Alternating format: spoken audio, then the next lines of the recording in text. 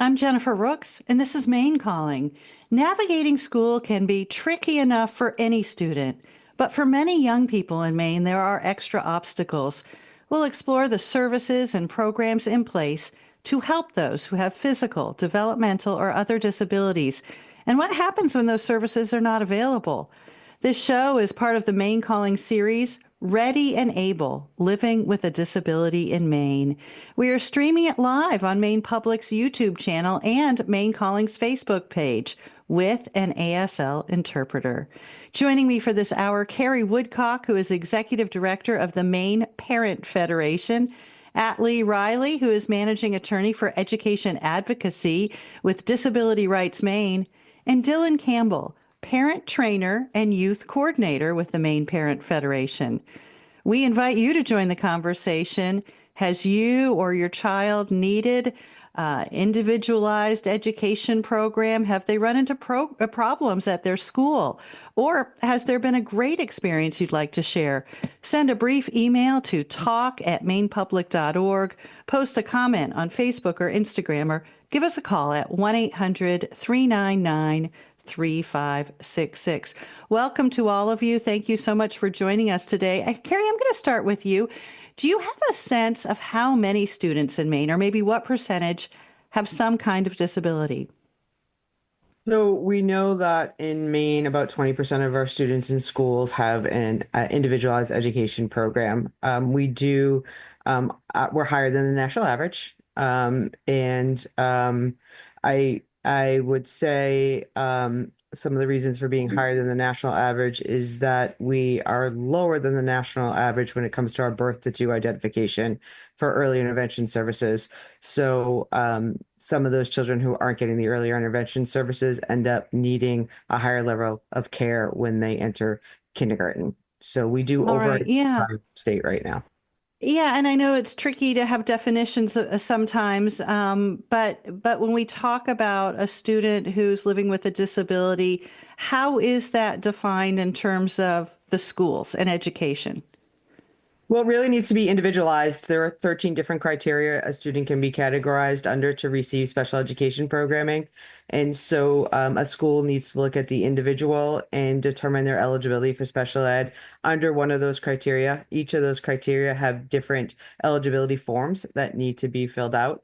To be determined eligible, typically there is a process in which a student goes through multi-tiered systems of support, which takes about 6 weeks to identify if what has been identified as perhaps a disability can be actually can a student can access their education through in classroom support in the mainstream classroom. At the same time, we always recommend that the student is going through an evaluation process, which once a student or once a parent signs consent for that evaluation process, the school has 45 school days to conduct the evaluation and then hold an IEP meeting to review those evaluations and determine if the student is eligible for a disability and to receive specialized instruction within the classroom.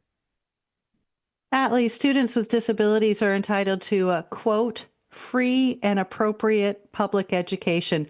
What does that mean, free and appropriate? And I imagine that second word, appropriate, can mean different things to different people. Sure.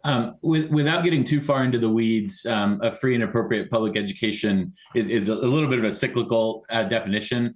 But the way I like to think about it is, what does this child need to have full and equal access to the general education curriculum? That's essentially the crux of it. And then for a very, very small percentage of students, it means what do they need to meet appropriately ambitious goals to ensure that they can move through school and be as prepared as possible for post-school activities, which include employment, independent living, and further education and training. So for most students, at bottom, what a free and appropriate public education means is giving them what they need so they can have access to the general education curriculum. It's interesting what you said about appropriate goals, because that was a big question I had about expectations. And I'm wondering if that is, in my lifetime, from the outside looking in, it seems to me that we have a better understanding of what some goals might be for people with disabilities, students with disabilities, that we are raising our expectations and we're raising those goals. Is that right? Well, we should be, because children sure have a way of rising to the expectations we have. And unfortunately, the opposite is also true. And students with disabilities have been subjected to, for decades, pervasively low expectations. And so I hope what you say is true. I see some evidence of that. One hopeful sign, and maybe someone from the Department of Education will talk about it, but there was just last week a conference focused on inclusion, and it was a full house at the Civic Center, and people looking for ways and support to design our schools, universally design our schools so they meet the needs of all children, and that will benefit all children. So I hope what you say is true, but nobody calls me when they're happy. And I'm sure you'll ask some other questions, but the reality I see out there, because no one calls me when they're happy, is where that's not true yet. And we have a long, long way to go. But at times I really try to choose to be hopeful. And last week was one of those times. All right. Well, Dylan, I want to ask you what it's like on the ground. Do school districts usually meet this standard of free and appropriate public education without a fight, or do families have to work hard to advocate for their children? So that's a heavy question, Jen, but I'll try to answer it the best I can. From my experience, it varies district by district. So the services and supports that one student will receive in one district will vary differently from another district as well. So a lot of the work that I try to do is supporting youth and young adults and identifying what are the steps that they can do. So how can we help support them in self-advocacy and being able to understand what they can ask for and who the appropriate channels might be. So to answer that, varies district by district, but there's work that's happening. And in Maine, I think we're in a very good spot. There's a lot of initiatives happening to support youth and young adults to be able to know what are the next steps, what can I ask for. And Dylan, you're a young man now, but I'm wondering if you have a disability and if you attended Maine schools, how did it go? So I did attend Maine schools. I identify with anxiety and mental health. I did not have an IEP growing up, but I did have multiple siblings. So I'm 27 now, and since I've been doing this work since I was 19, we've really grown this type of work in supporting youth and young adults. What first started off as simple presentations going into schools to help youth and young adults learn about self-advocacy has really changed and grown into other initiatives as well. I'm sure I'll get a chance to share later on, but I'm also involved with our Maine Department of Education. And one of the things that we do is we host a youth summit each year, the theme I Belong. And this is to show youth and young adults that they belong in different career fields. They belong in higher education institutions. So always trying to use that lived experience and bring that back to our youth and young adults as well. Yeah, I wanted to ask you, Carrie, do you find you work with a lot of parents, and I'm sure you're helping a lot of parents, fight for their child in their own school district, but you also find that the reality is in Maine that many people will move to a district that has a good reputation? You would find that nationally. People will state hop, people will district hop based upon the experiences they're hearing from other parents about their children with different abilities being able to access the systems of care within school, be included, and have their IEP needs met. So yes, that's a very common experience for parents to do, is to be able to check out what other districts are offering and have their child attend those districts because they feel like their needs will be easier met. We work with parents on a regular basis. One of the things we try to tell parents is from year to year, it'll be different. From one school to the next, it's usually different. From year to year, it's usually different. It's identifying the champion within the school to help you access the services that you need for your youth and young adult. But it's also working with your youth and young adult, as Dylan does and mentioned, to have a voice. There's no better advocacy than the students advocating for their own needs.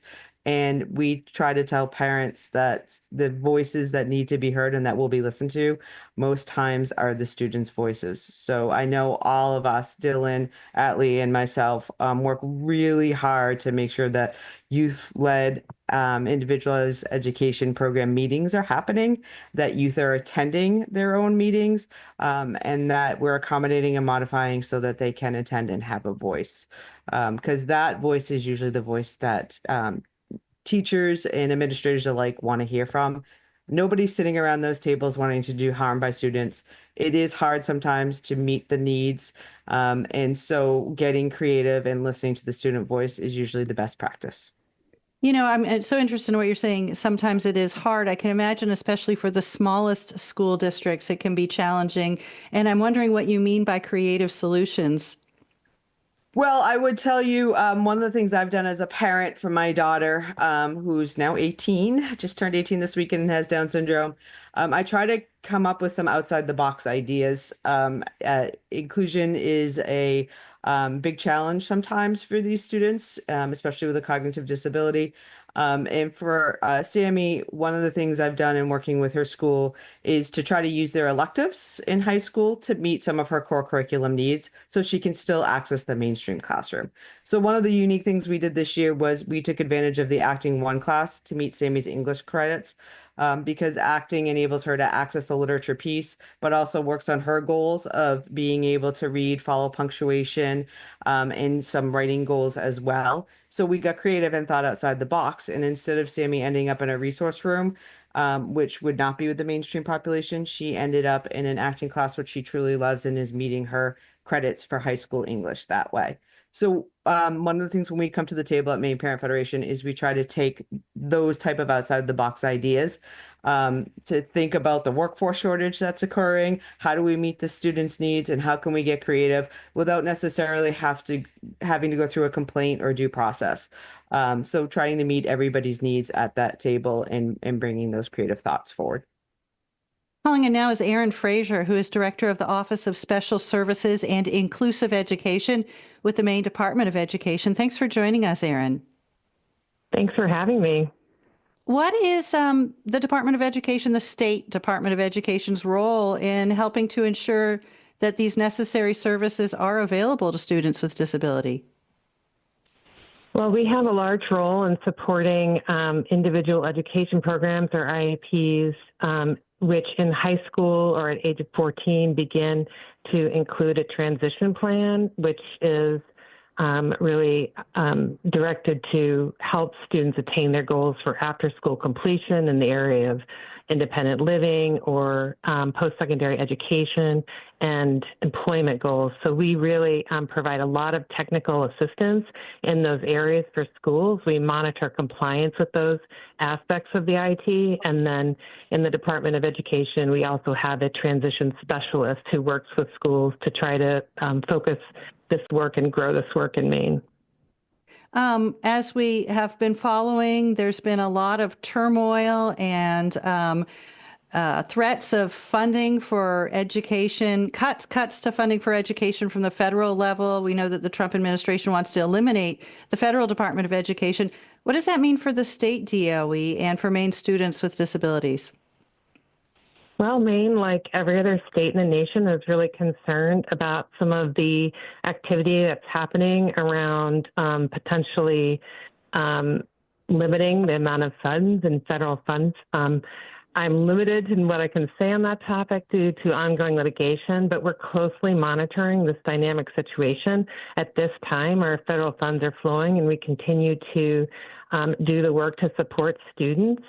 I do urge those who are concerned about the loss of funding to contact their congressional delegation to bring awareness to how important the programs are that federal funding supports.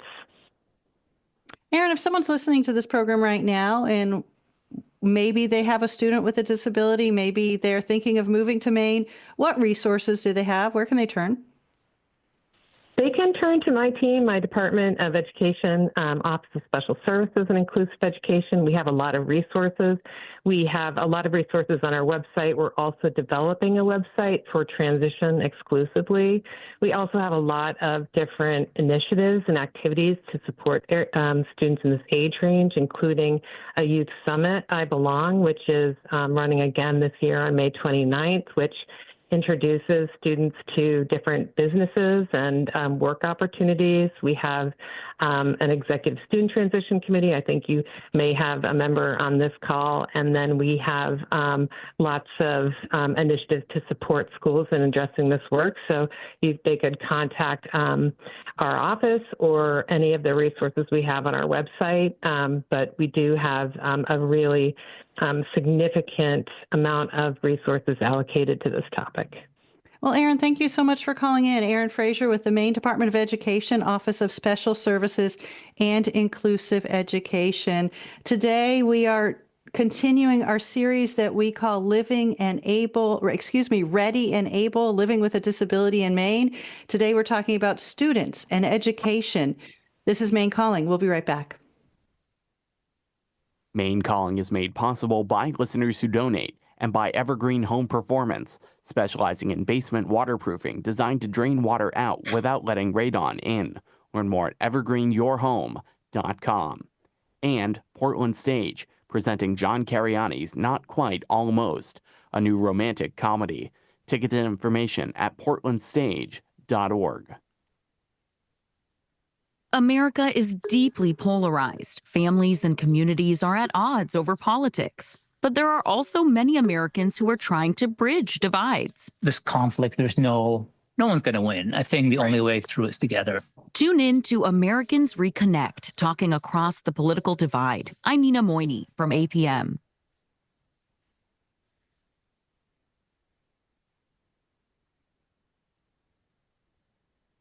This afternoon at 2 o'clock. Wait, Wait, Don't Tell Me, the NPR News Quiz will be performing live in Portland this summer.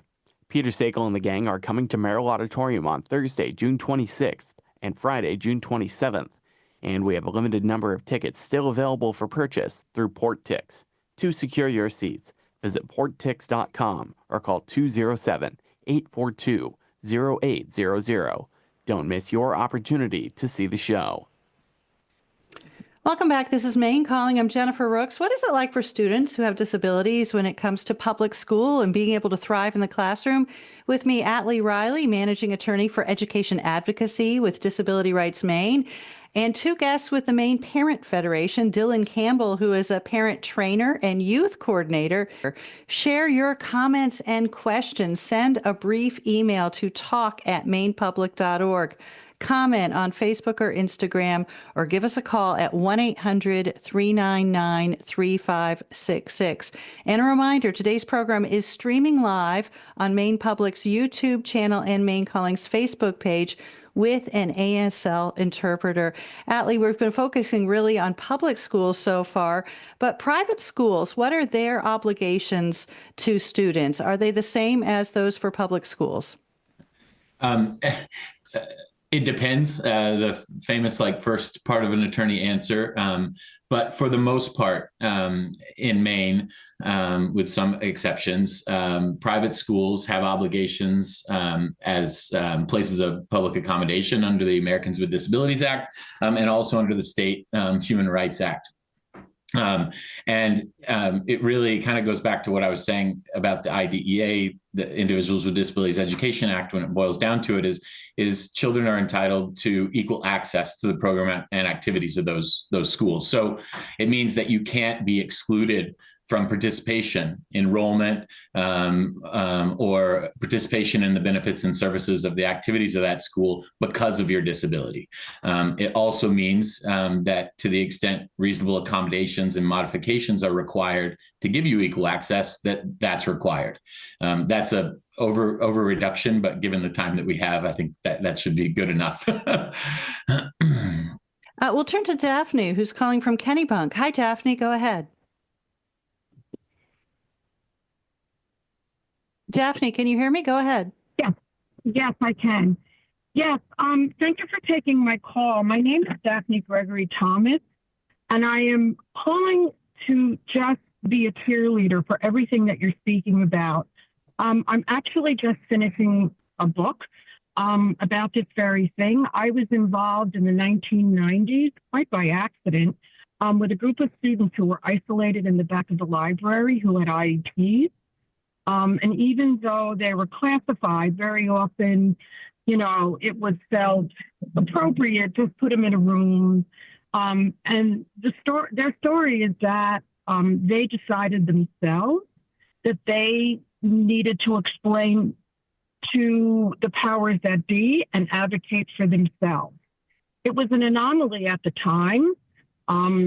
Again, as they learned more about what their classification meant, they felt that people didn't fully understand what their strengths were, that what were considered disabilities presented an opportunity for them to shine in other ways. They had to be strategic.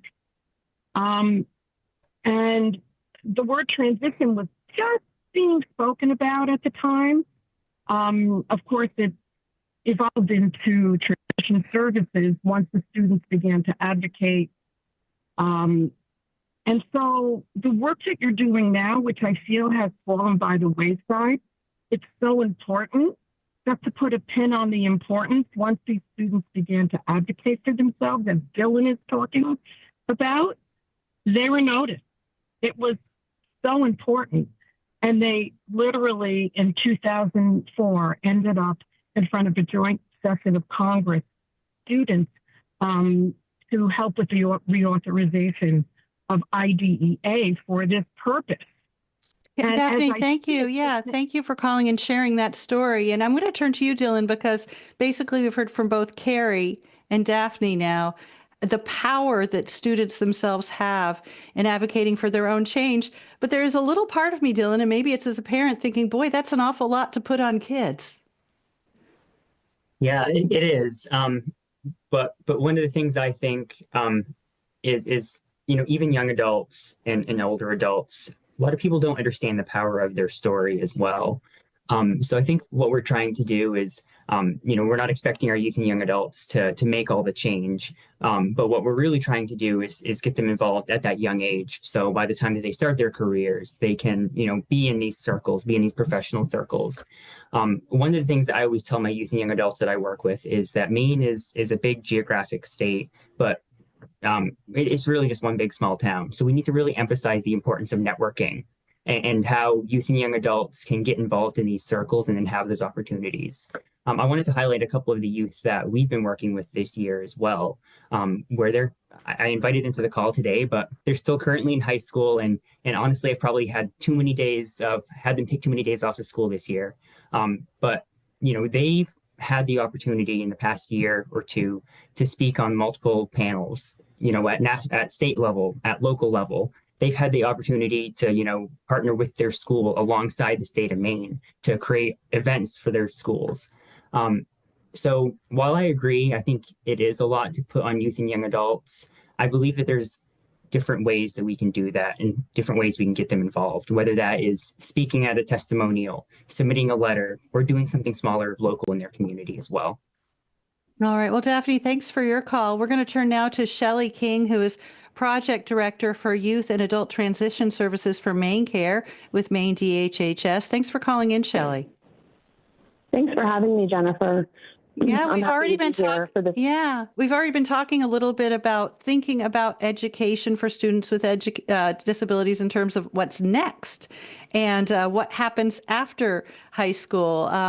Tell us what typically happens to these young people when they reach adulthood.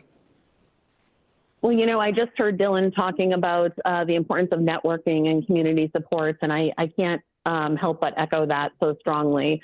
A really important piece of transitioning for youth and students is really, you know, the importance of them and their families and the special educators working with them to invite representatives from agencies and providers who may be able to help support them after they after they graduate and after they leave those school settings. Atlee spoke of their goals long-term of employment and living independently. And really, we hope that individuals with developmental disabilities may be able to have some supports from Office of Aging and Disability Services later. But you think sometimes about, what about a student who may have floated in a life jacket for 12 years, right? You wouldn't expect them to swim if you took their life jacket off. And so, with that type of analogy, we really want to be able to have everybody come to the table and have a conversation together about how can we help support that individual once their life jacket comes off and they're no longer in school.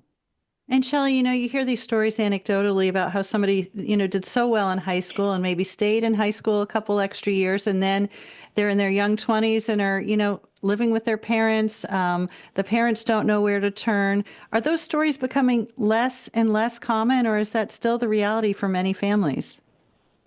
Sadly, it's for individuals with developmental disabilities, and that's the group that I work with. So it's the realm that I'm able to speak. It's sadly still the reality right now. But I do have to say that we are working vigorously on a new lifespan waiver, and many of the individuals that are on this call have been a party to giving information to help us build that lifespan waiver. What is that? A lifespan waiver?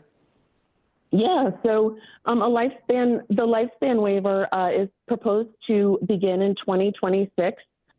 We hope that it will help individuals to become more independent in their life and use funding to have supportive connections, things like benefit counseling, employment exploration, family empowerment and system navigation, respite, transportation, and supports like that.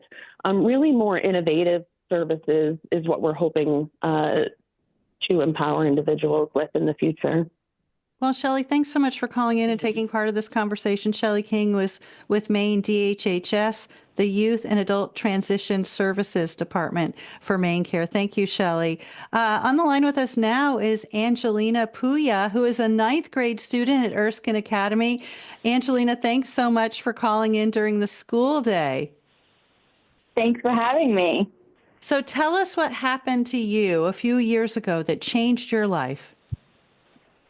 I had a triple hip stroke. It hit my brainstem, and spinal cord. I am paralyzed from the neck down, but I am gaining function back. Wow. Currently. Wow. Tell me about your day. Yeah, I understand that you're doing physical therapy and going to school. What does a day look like for you? So typically I get to school 7 o'clock. School starts at 7:40, so I'm usually just hanging out till then. And then I go to my school day, which is different depending on the day. Do you find that you are have challenges in your school that you didn't expect? Not really. I know in the past couple years I've switched to doing mostly everything digital. So I have an iPad that I use for school. And have your teachers and the school administration helped you figure that out? They have, as well as the hospital that I've been to along the way. I understand that you have been influential as Erskine Academy looks to some renovations. Yes, I am the first student to be in a long-term wheelchair. And while we were doing renovations over the summer, they made just a few small changes, keeping in mind that I was coming to the school. So what kind of changes did they make that maybe they wouldn't have thought of if you were not there? There's a new outdoor pavilion outside the cafeteria for students to eat lunch. They had to put a ramp there. And they just moved out a couple spaces in the building where there would have been a bump. So your presence, your involvement has made things better for future students who you don't even know yet. Yes. Yeah. Tell us about your goals. I understand you are aiming for a day when you no longer need to use that wheelchair. I might always use it some, but I'm hoping to definitely be able to walk the stage for my graduation in a few years. Well, I hope that for you as well. And Angelina, I know you're only a ninth grader, so this is a big question, but what are you thinking about for after high school? I'm looking into 3 careers: an engineer, lawyer, or architect right now. Those are very good goals. Thank you so much. Is there anything before we let you go? Anything you'd like to add? Anything that you think other people ought to know about your experience or the experience of other people facing physical disabilities in the school? No, but there is one message I would like to share, and it's that if we don't advocate for ourselves and others, people aren't going to know what needs to be changed. Very well said. Angelina Puya, thank you so much for calling into Maine Calling today, and good luck to you. I just know you're going to be able to walk across the stage at graduation. Thanks for having me. And Angelina is in ninth grade attending Erskine Academy. Carrie, it seems if there's a theme to today's program, it's make your voice heard, and especially if you are that student. Yeah, I mean, we work with families all the time and we teach assertive advocacy. And really what assertive advocacy is what do you bring to the table so that your voice can be heard, and so that you don't get overlooked, or that your style of aggressiveness might get you labeled. And so it's about bringing the data to the table, prioritizing your needs, looking at your top 3 requests, and how to actively use the system and understand the laws and the language of the laws to get your needs met. And so really that's about strengthening your voice, is trying to take those tools to make your voice heard so that you can have an individualized plan for your children or as a youth and young adult yourself. One thing I'm hearing and reading about Atlee recently is sort of a little bit of pushback right now against some of the diagnoses, and the expectation that schools work with those diagnoses, hearing from some members of the current administration that perhaps ADHD is overdiagnosed, or other behavioral health problems. And I'm wondering, Atlee, if you're already sensing the same kind of thing here in Maine, that maybe some resistance to help for certain diagnoses. I mean, honestly, I think if you send a child to 3 different evaluators, you're going to get 3 different constellations of diagnoses. And so what I'm more interested in is what are the presenting needs of that child, and how do we meet those needs? And that's really an approach that could work for every single child, which is why you talk about universally designing schools. And so you identify the needs that a child has, and you meet those needs. That's what we should be engaged in, and not getting caught up in labels and things of that nature. I will say, though, where you ended in the question is I wouldn't want today to go by without saying this, is that there's a lot of concern about behavior in schools right now, and a lot of push for potentially giving some good people some bad tools, right? Going back to times where, we can expel a, kindergartner or first grader, or, long-term suspend. And the vast majority of our day, my day, and the other attorney who works with me at Disability Rights Maine, is helping kids just get access to the schoolhouse door. And that we're still having to do that in 2025 because they're being excluded due to their unmet behavioral health needs, and because we're using kind of punitive responses to behavior. There was if I may, just one more thing. There was a presentation at the Education Committee yesterday, and some researchers basically concluded, after doing a large survey that documented a lot of increased behavior in schools, that teachers just aren't feeling prepared. They aren't receiving the training, and that we're not implementing interventions with fidelity. And so we need to listen to what's happening in schools, and we need to give teachers the tools that they need. That's a really good point, because we're really focusing on the students and the students' needs. But you're saying a really, really important part of this is what the teachers need, especially when we're dealing with maybe disruptive behaviors. Right. Ross Green often says, like, kids do well if they can. And I'd like to extend that grace to the teachers. And they're telling us right now that they need support, and they need support from their administration. And the administrators need support from the State Department of Education, so that we implement research-based effective interventions and we don't continue to exclude children with disabilities because of unmet behavioral health needs. Dylan, there are people listening to this program right now who, when they went to school, other students with disabilities weren't even in the classroom with them. For people of a certain age, and I include myself in this, if a student couldn't see, couldn't hear, was in a wheelchair, they were not in the same classroom with you. And I'm wondering if you want to talk about what it means for everybody else when that student is in the classroom, when the student who learns differently, who moves differently, is in a mainstream classroom. Yeah, I think it really benefits everyone. So as I sit here, I think I'm the youngest one in the call. I'm always shocked by how new a lot of these concepts or ideas are. One of the things I had recently learned about was the closing of Pine Tree. That had only happened in 1996. Pineland, yeah.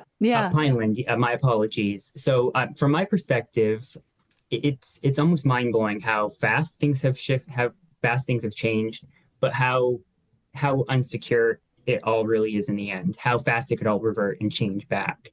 I really think that there's a huge benefit, because if we don't see these individuals in our classrooms, we're not going to give we're not going to give our youth and young adults the opportunity to really have that inclusive lifestyle. We need to involve our youth and young adults in all parts of the schoolroom, because frankly, there's no resource room in the adult world. When our youth and young adults go into post-secondary education, they go into employment, they aren't necessarily getting those supports and services that they once received. But if we include them in the classroom, we give all students the ability to be able to, work with individuals that may have differences as well. So. We are talking about students with disabilities in Maine. This is part of our special series, Ready and Able, Living with a Disability in Maine. If you'd like to join the conversation, the phone number 1-800-399-3566. If you're quick, you can send a brief email to talk@mainepublic.org. We'll be right back. You make Maine Calling possible with help from Eco Maine, helping Mainers answer the question, which bin does it go in? Learn more by downloading the Recyclopedia app or by visiting ecomaine.org. I'm Scott Tong. Sudan's cultural institutions have been wrecked by war, but its people are preserving their culture and storytelling. These animals will feed you and your sister forever. Now will you let me go? But the brother thought, I wonder what else this lullaby can give me. Next time, Here and Now. Here and Now coming up at 12 noon right here on Maine Public Radio. Start your weekend with stories that move beyond the headlines and engage your mind.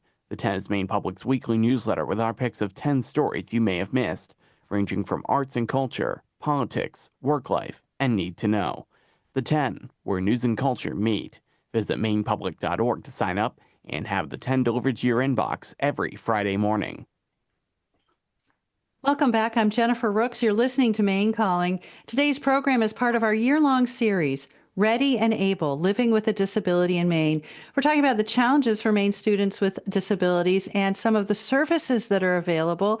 Our guest today, Dylan Campbell, who is the Maine Parent Federation parent trainer and youth coordinator. Carrie Woodcock is also the Maine Parent Federation. She's the executive director. And Atlee Riley is an attorney with Disability Rights Maine. Join our conversation. Give us a call, 1-800-399-3566, or send a brief email to talk@mainepublic.org. On the line with us now, Sarah Howarth is Associate Professor and Program Coordinator for Special Education Graduate Programs at the University of Maine. Sarah, thanks so much for calling in. Hi, nice to be here. So I understand part of your work involves finding ways for technology to help students with disabilities, including You say it, artificial intelligence. How can artificial intelligence help students with disabilities? Well, artificial intelligence is just the newest technology that has become popular in the media right now. But technology has always been used to support students with disabilities, both low tech and high tech. It just is about creating opportunities and inroads for individuals with disabilities across the lifespan to access materials for their learning. So, for example, we have calculators. We have even things like a chalkboard was once considered a technology. So that's how I look at using artificial intelligence as a technology to support students with disabilities. For example, some of the chatbots that are available right now, whether they are ChatGPT or Claude or Gemini, there's lots of different versions of that. They can be used to support executive functioning skills or planning skills for students. You've been speaking today about students with attention deficit disorder. They can also be used just as a thought partner to help brainstorm for students with disabilities. And I've even spoken with many teachers, both here in Maine and across the nation, who use them to help adjust text levels for students who struggle with reading so that they can be included with their typical peers in things like science and social studies. How far off are these kind of technologies from being used widely in Maine? Are we talking about next year or 10 years from now? Well, I mean, you had Erin Fraser on from the Office of Special Services and Inclusive Education, but the Maine has been a trailblazer in the nation for using technology ever since Angus King was our governor. He was the first governor to support one-to-one devices for all students in K through 12 schools.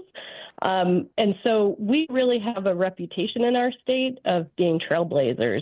We currently have guidance that is available on the Maine Department of Education website for teachers and families. It's publicly available through the Maine Learning Technology Initiative. There are states across the nation who are developing similar guidelines for how AI can be used by both educators and students. And even at the university level, this is a daily conversation I have with both my students and my colleagues. So it's here. I don't think it's in the future. It's happening right now. Recent surveys of college students have even said that over 90% of them are currently using AI to support their learning. And that is something that we're dealing with in higher ed. Wow. Well, thank you, Sarah, for calling in. Sarah Howarth is with UMaine Special Education Graduate Programs. We're going to turn to Glenn, who's calling from Searsmont. Hi, Glenn. Go ahead. Hi, Jennifer. I'm a elementary school principal at a couple of schools in RSU 71, which is the Belfast School District. And we have instituted inclusive practices at Ames Elementary School this past year. And what we found is that the test scores of students with disabilities they have gone way up, but also there's been a great rise in all test scores. And so we've basically taken the range and just shifted it to the right for all students. And it's been great to see success at all levels. And also the sense of belonging that kids have being in the classrooms has reduced some of the behavioral issues. So it's a good approach all around. I'm really curious when you say inclusive practices, what are some of the changes? Well, for 2 years, we struggled to find a special education teacher. So our classroom teachers really stepped up and said, well, we'll just have the kids in the classroom. So it was kind of a homegrown approach where we just had the students in the classroom all the time, or most of the time, not all the time. And we've really tried to shift that. So more and more time in the classroom as we become more adept at meeting the needs in the classroom. But the goal is to have students in the classroom as much as possible, and that's increasing every year. So interesting, because it sounds to me as though you ran a pilot program because of necessity. You didn't plan it, you didn't apply for a grant, but you couldn't find a special education teacher and you just tried to figure it out. That's correct. It's worked out. It's worked well. Wow. Can you give us, I know I'm putting you on the spot and I appreciate you calling in, but I'm just so curious. Can you give me an example of maybe how a classroom looks different today, or how a teacher would teach something differently than a couple of years ago? Sure. Well, somebody was talking about universal design a little bit earlier. So just creating lessons that we refer to them as high ceiling, low floor, where there are multiple entry points so that the lesson can be adapted to a number of needs academically. And also we've been experimenting with having students randomly grouped and just seeing how that works out. And there's been some great surprises in just randomly grouping students and some surprises. We think that students are going to perform a certain way, but when we put them into random groups, we see strengths that we might not be aware of until we put them in that situation. So random grouping has been a big change in how we look at our approach to education, and it's been a positive change. Well, Glenn, I'm so glad that you took the time to call in and share with us. Glenn calling from Searsmont, an elementary school principal there. Thank you so much. We'll go to Mary, who's calling from Monmouth. Hi, Mary. Go ahead. Hear me? Yeah, I can hear you. Go ahead. Hello. Hello. Yes, go ahead. Mary, can you hear us? Can you go ahead? Well, darn. Okay, we'll go to Joyce, who's calling from Greenfield, Massachusetts. Hi, Joyce, go ahead. Hi, thank you very much. I'm a naturopathic physician with an area of expertise in environmental medicine. And there are many, many students that are chemically injured, and chemical injury is protected under the ADA. And I would highly recommend that parents look into the books by Dr. Doris Rapp, R-A-P-P, a pediatrician who wrote the book, Is This Your Child? Is This Your Child's World? Is This Your Child's School? And they have done studies showing that when they cleaned up the chemical toxicity in the classrooms, that students' behaviors improved, their learning improved. It's very, very clear. So it's considered to be a silent disability. The children are not in wheelchairs and they don't have visual or auditory impairment, but chemical injury from multiple sources. Thank you, Joyce, for calling and sharing that. I'm going to move on just because we have so little time. Thank you so much for calling in. Jane on Facebook writes, please say more about universal design. As an adult with ADHD, I'm just hearing about it. So, Atlee, I'm going to turn back to you because I believe you brought it up. We heard a little bit from the principal who just called in, but what do we mean by universal design? We mean a lot more than just having doors that automatically open without a handle, right? So there's probably 5 or 6 really great definitions I should be able to just spout, but zooming out again, it's just really anticipating the needs that are folks have different strengths and needs, and you can design learning environments where you anticipate most of those. And a lot of it comes down to choice. So giving people choices in how they show you what they know, how they take in information. So how do you receive information, and how do you communicate information? And are there choices in how you do that so that you can elect, just as part of the typical classroom environment, like it sounds like was going on in the school where the principal just called in, that there's going to be intentional design to anticipate what folks' needs are, just as part of the everyday that's available to all folks. And then that really limits the amount of specialized instruction you have to do because you've intentionally designed your learning environment or your space. Carrie. Just to piggyback on what Atlee's saying, universal design of learning is something that should be happening in every classroom because we all learn differently. So what it does is it recognizes that you have different learners in your classroom regardless of your ability. And one of the greatest examples I could give was my son's 5th grade teacher. My son has dyslexia, and during our parent-teacher conference, he said to me, "I teach my lessons 3 or 4 different ways, because I recognize that all of my students learn differently." So it's really introducing 3 or 4 different ways of learning the same topic. And what he said about my son was what he's doing is he's taking a little bit from each methodology that I'm teaching and creating his own method, which most students will do. So it's just recognizing that we all learn differently and introducing the same topic in multiple different types of modalities. Unfortunately, in our universities right now, the universal design of learning that's being taught is happening mostly to our special education majors and not for our mainstream classroom teachers. So one of the things that I know our universities in Maine are working on is those who are majoring in education, K through 12 education, encouraging them to minor in special education so they get that UDL training, and also looking at dual certification for our education majors. So it's really a tool that can benefit all of our learners in all of our classrooms. All right. We only have less than a minute left. Diane in Blue Hill, are you able to ask your question quickly? This is Kiki, who has CP and low vision. You want to ask a question? Hi.